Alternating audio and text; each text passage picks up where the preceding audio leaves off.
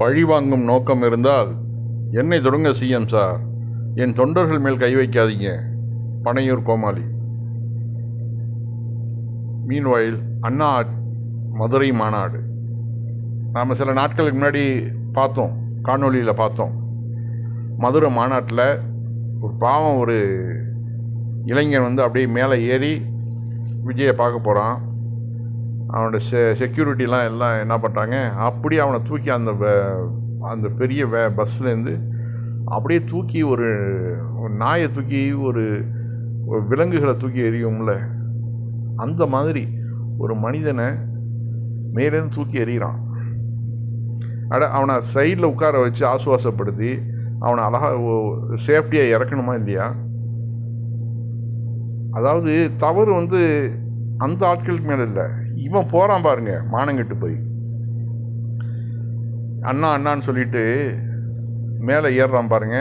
இவனை சொல்லணும், உளுந்து நீ செத்து போனால் உன் குடும்பத்துக்கு யார் பொறுப்பு?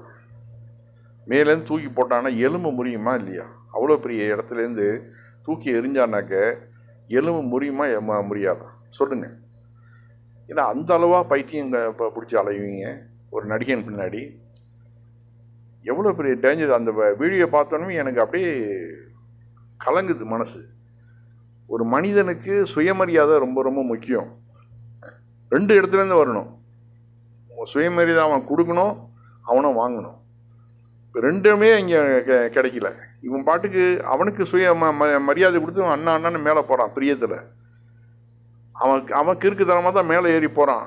அவனை தூக்கி வச்சு ஒரு ஓரத்தில் உட்கார வச்சு கொஞ்சம் நேரம் வச்சு நீ கிளம்புப்பா, இதெல்லாம் தப்பு, இப்படி கூட்டத்தில் வரக்கூடாதுன்னு சொல்லி அட்வைஸ் பண்ணி அவனை இறக்குறதா, அங்கேருந்து அவனை தூக்கி வந்து மேலேருந்து தூக்கி அப்படியே எறிகிறான்.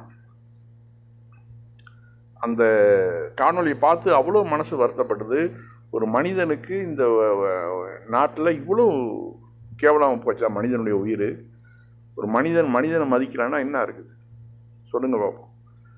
இதில் வந்து ரொம்ப பெருமையாக வந்து என்ன பழிவாங்க நோக்கம் இருந்தால் என்ன தொடங்க சிஎம் சார், என் தொண்டர்கள் மேல் கை வைக்காதீங்க அப்படிங்கிறாப்புல. இப்போ நீ என்ன பண்ணுற? உன்னுடைய தொண்டனை வந்து என்ன பண்ணுற பாருங்கள். இதில் சிஎம் வந்து குறை சொல்லிகிட்டு இருக்கிறீ, நீ என்ன பண்ணுறப்போ உன்னுடைய தொண்டனை பாருங்கள் நல்லா.